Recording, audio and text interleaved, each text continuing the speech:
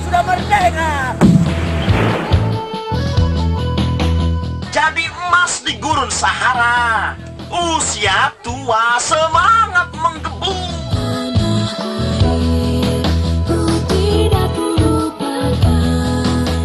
Turunkan tanganmu, Jenderal.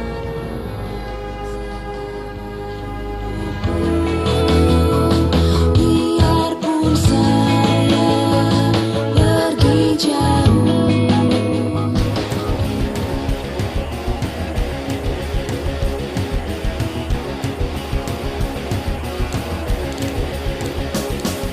I say what I wanted to say. I do what I wanted to do. Today is the day come. Apa kata dunia? Apa kata dunia? Apa kata dunia kalau Nagabonar tidak Apa kata dunia? Begitu kata-kata yang kerap terucap dari mulut seorang tokoh bernama Nagabonar dalam film Nagabonar Jadi Dua. Di tengah maraknya film-film bertema horor dan percintaan remaja yang mendominasi bioskop-bioskop Indonesia, Nagabonar Jadi Dua hadir dengan suguhan yang berbeda. Anggapan soal rendahnya animo masyarakat Indonesia terhadap film-film berkualitas bertema nasionalisme dan patriotik seakan terpatahkan dengan munculnya film ini. Dibalut unsur komedi yang kental serta dialog yang cerdas, Nagabonar Jadi Dua sukses di pasaran dengan menembus angka 2 juta penonton. Tak hanya itu, film yang dibintangi para aktor senior serta sejumlah bintang muda kenamaan Indonesia ini pun diganjar penghargaan pada sejumlah festival film di tanah air. Kesuksesan luar biasa yang ditorehkan Nagabonar Jadi Dua bahkan mengundang perhatian banyak pihak, baik masyarakat maupun para petinggi negeri ini. Sebenarnya siapa tokoh di balik kesuksesan film Nagabonar Jadi Dua ini? Tak lain dia adalah Deddy Mizwar, pria kelahiran Jakarta 5 Maret 1955 yang karya-karya serta pengalamannya di dunia akting tak perlu diragukan lagi. Keprihatinan Deddy Mizwar terhadap keseragaman tema film-film Indonesia saat ini justru melahirkan sebuah karya film layar lebar yang berkualitas. Nagabonar Jadi Dua seolah menjawab kegelisahannya selama bertahun-tahun terhadap nasib perfilman nasional yang sempat terpuruk. Maryam? Adanya keseragaman dalam film kita yang juga membunuh film kita itu sendiri, baik di TV maupun di bioskop. Misalkan sukses film remaja, semuanya bikin film remaja yang hampir yang sama. Sukses film hantu, sekarang hantu berkeliaran di bioskop kita semuanya. Kan? Kok seolah-olah negeri ini hanya mengurusi hantu dan cinta remaja? Saya nggak percaya itu. Saya nggak percaya. Banyak sisi-sisi lain yang bisa kita angkat. Ternyata benar. Siapa bilang remaja nggak memiliki nasionalisme? Mereka memiliki. Makanya yang banyak nonton film Nagabonar Jadi Dua pun remaja.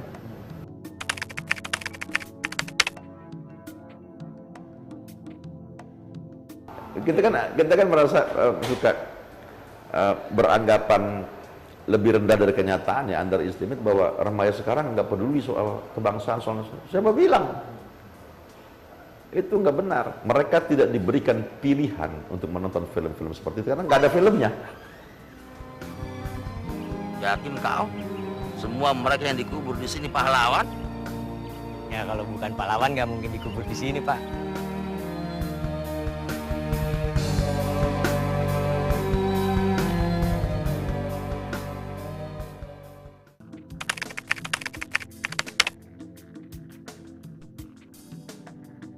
Itu masalah disintegrasi ya, agak rentan kan. Nah, kita mencoba ada dialektika antar generasi, antar kelompok. Bagaimana kepentingan berbagai kelompok atau generasi itu tidak melebihi daripada kemanusiaan kita itu sendiri. Kehadiran film Nagabonar Jadi Dua pada tahun 2006 yang dimainkan oleh Deddy Mizwar tak lepas dari sebuah karya film monumental Indonesia sebelumnya. Film yang dibuat pada tahun 1987 tersebut berjudul Nagabonar yang merupakan karya seorang tokoh perfilman Indonesia, almarhum Asrul Sani. Pemeran utama tokoh Jenderal Nagabonar dalam film bertema tentang perjuangan melawan penjajahan Belanda itu tak lain adalah Deddy Mizwar sendiri. Sebelum menjadi pengusaha sukses dalam film Nagabonar Jadi Dua, Nagabonar muda adalah seorang tukang copet ulung yang mengangkat dirinya sebagai seorang jenderal. Sehingga keberadaan film Nagabonar Jadi Dua merupakan sequel lanjutan dari film Nagabonar sebelumnya yang dibuat pada sekitar 20 tahun lalu. Saya ingin menyampaikan itu dengan spirit tokoh Nagabonar.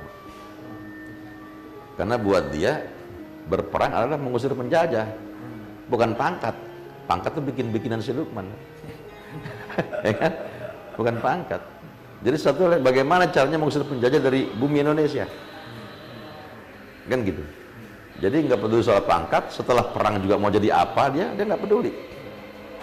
Apakah harus jadi tentara, dia nggak peduli. Ya kan? Yang penting dia adalah bagian dari masyarakat Indonesia yang berjuang untuk mengusir penjajahan dari bumi Indonesia. Dan dia sangat menghormati perempuan. Kau pergi ke sana. Kau bilang sama dia. Ya kau bilanglah sama dia. Apa bang? Kau kan tahu. Betul bang, aku tak tahu. Apa yang mesti ku bilang? Kau bilang sama dia. Ya aku suka padanya. Jadi kau pergilah sekarang, temui dia dan kau katakan kau cinta padanya. Ayolah. Apa perlu ku sepak pantatmu,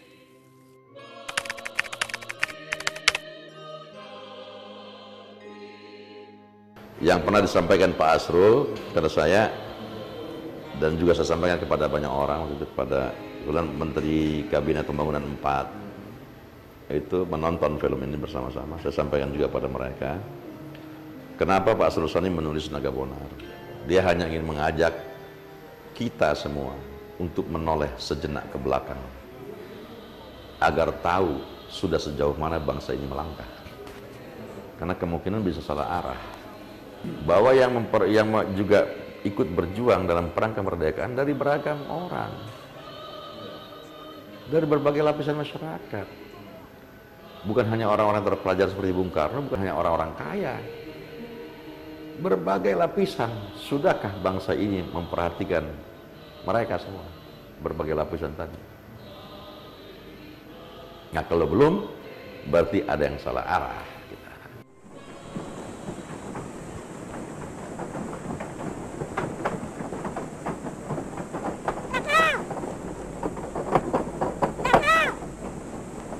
Kemana kau? Ada perlu sebentar, Ma. Tolong bawakan sirih. Sirih yang dibawakan si Bujang sudah busuk. Ya, Ma.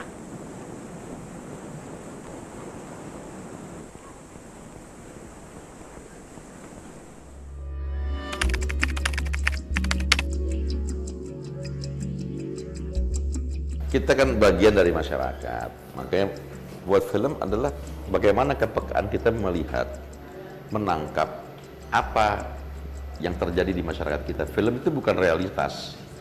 Film adalah refleksi dari sebuah realita yang ada di masyarakat di mana film itu dibuat. Refleksi tentang impiannya bisa. Nah, impian masyarakat Indonesia, saya bikin film ketika hukum ditegakkan di negeri ini, apa yang terjadi kan? Itu obsesinya atau impiannya banyak masyarakat Indonesia. Sambil mengkritisi, jangan-jangan kita nggak mau loh hukum ditegakkan. Hukum ditegakkan boleh buat orang lain, tapi bukan buat saya, kan mungkin gitu.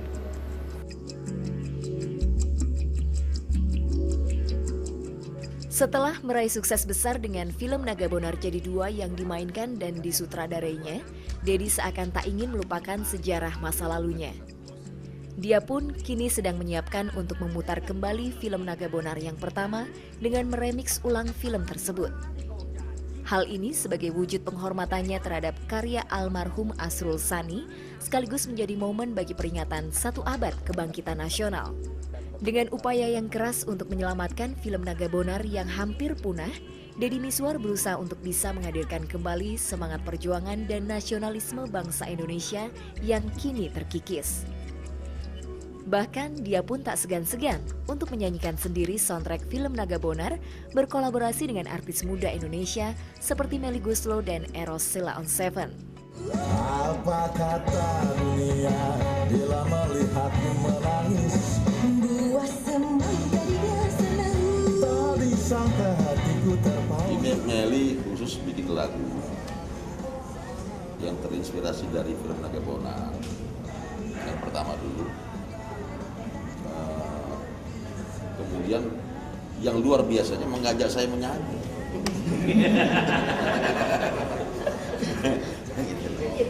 Saya bilang belum tentu saya bisa. Saya bilang cobalah tes vokal dulu gitu kan. Setelah dites vokal, dia bilang katanya aku bisa. Ternyata itu salah satu kebodohan aku yang paling besar. Selama 53 tahun aku baru tahu aku punya bakat nyanyi. Katanya. Apa namanya? Pilihan lain nggak kepikiran sama sekali untuk orang lain yang nyanyi karena Nagabonar tuh terlalu kental, terlalu kuat gitu itunya karakternya. Kalau orang lain yang nyanyi malah nggak mungkin nggak dapet. Jadi memang harus dinyanyikan sama Nagabonarnya sendiri gitu.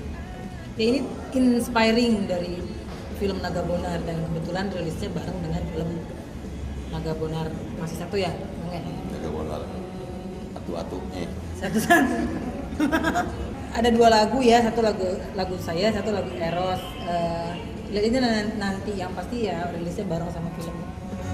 Apa kata dunia bila ku tak bersamamu?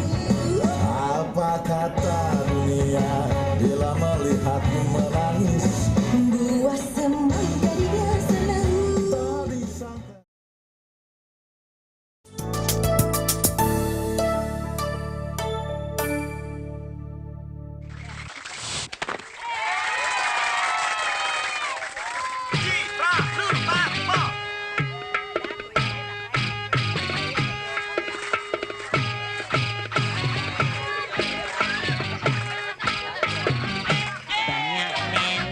Kepiawaian Deddy Mizwar dalam berakting tentu tak lahir begitu saja. Butuh proses panjang serta perjuangan hidup yang berat dalam pengalaman hidup Deddy Mizwar untuk bisa memerankan berbagai karakter pada setiap film yang dia perankan. Bakat seni peran yang dimiliki Deddy Mizwar rupanya diwariskan oleh darah seni dari sang ibu, Nyonya Sunah, yang pernah memimpin Sanggar Seni Betawi di kawasan Kemayoran, Jakarta Pusat. Didikan sang ibu serta seringnya dia bermain teater pada panggung-panggung pertunjukan di kampungnya membuat Deddy semakin mencintai dunia seni peran. Ya, dunia seni peran ini saya mulai mengenal, bukan menekuni, mengenal. Itu justru dari perayaan 17 Agustus ulang tahun Jakarta, kan? Itu ada namanya, belum ada Karang Taruna waktu itu. Jadi ada Ikatan Muda-Mudi RT 007 RW 08. Nah, itu di Kemayoran kan, tempat gue lahir dan besar. Ikut festival teater remaja seJakarta dan lain sebagainya. Kemudian tahun 75 itu dapat penghargaan sebagai aktor terbaik teater remaja seJakarta. Habis itu diminta Pak Hombing untuk main dalam film tahun 76 Cinta Abadi. Ya main lah. Waktu itu Pak Hombing, Wahyu Sombing kebetulan dia jadi di Dewan Kesenian Jakarta dan juga dosen di IKJ membuat film. Dia lihat aku dan minta aku main. Antara tahun 1976 sampai 1978, Deddy sempat bermain dalam sejumlah film. Namun karena film-film yang dibintanginya kurang sukses di pasaran, muncul anggapan bahwa keberadaan Deddy Mizwar tidak membawa keberuntungan. Walhasil, tidak ada lagi produser yang menawarinya untuk bermain film lagi. Muncul isu tadi kan, jangan pakai Deddy Mizwar karena nggak hoki. Ya udah nggak apa-apa, nggak dipakai gitu.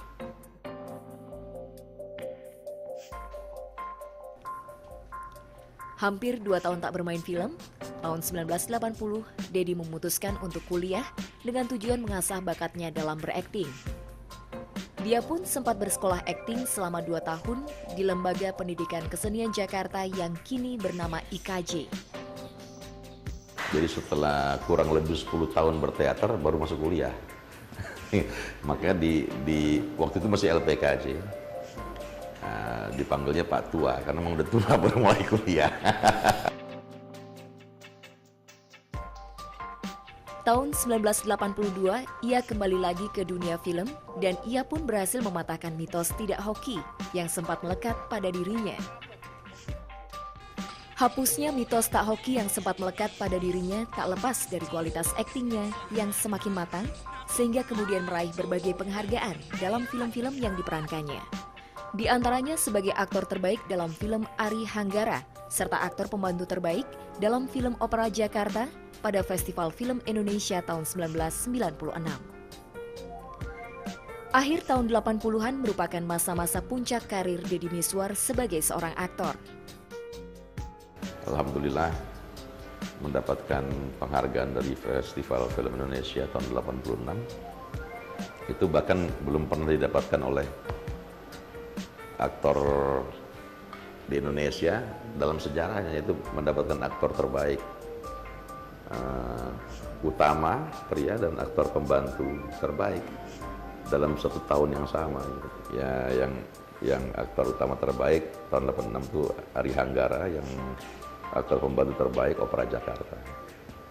Kemudian baru Naga Bonar tahun 86 syutingnya, 87 beredarnya itu Naga Bonar menjadi aktor utama terbaik juga.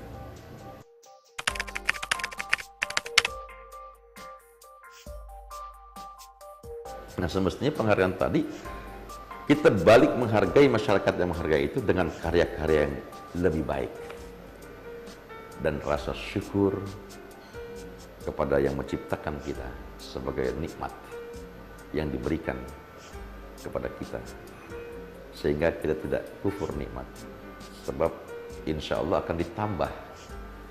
Nah, cara bersyukurnya adalah memberikan atau menciptakan karya-karya yang baik lagi untuk masyarakat. Itu cara bersyukur yang bukan sekedar alhamdulillah. Cara bersyukur tadi harus juga memberikan sesuatu kontribusi yang lebih besar kepada masyarakatnya melalui profesinya masing-masing, melalui ilmu dan pengetahuannya masing-masing.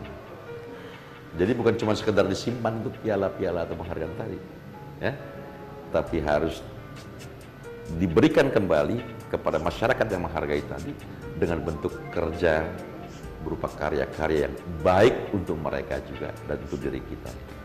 Itulah cara bersyukurnya.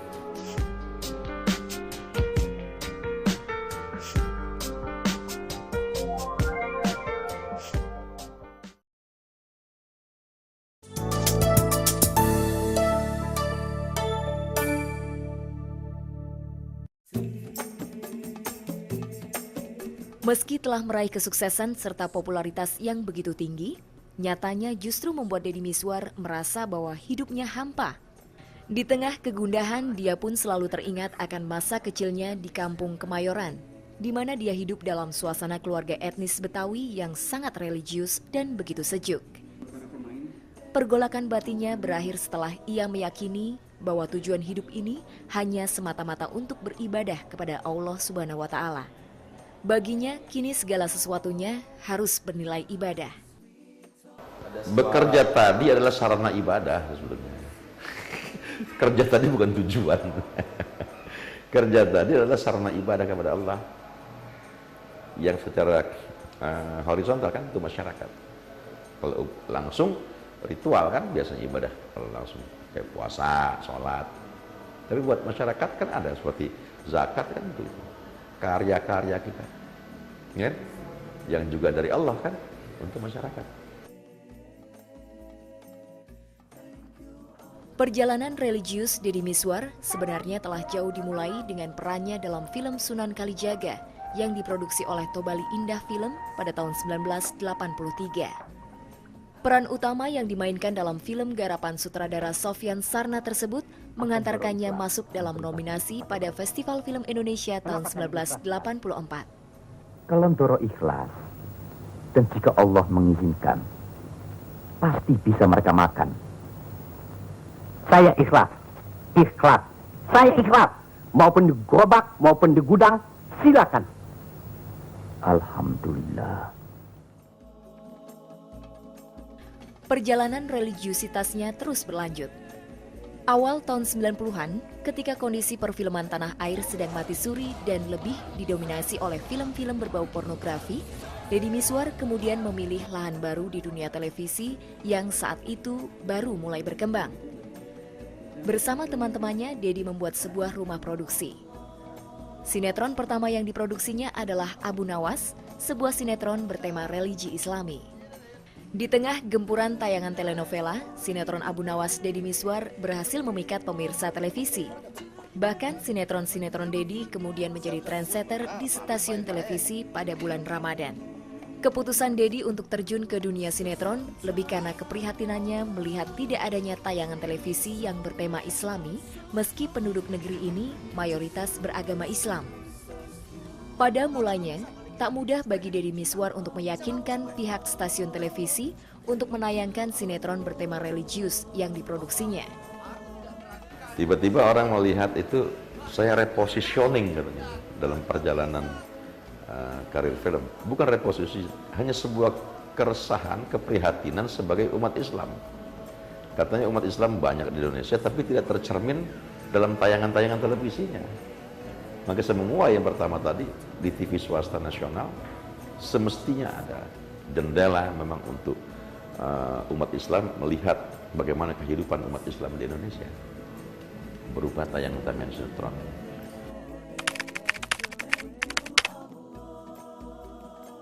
Kalau awalnya dulu Abu Nawas itu in-house jadinya kan.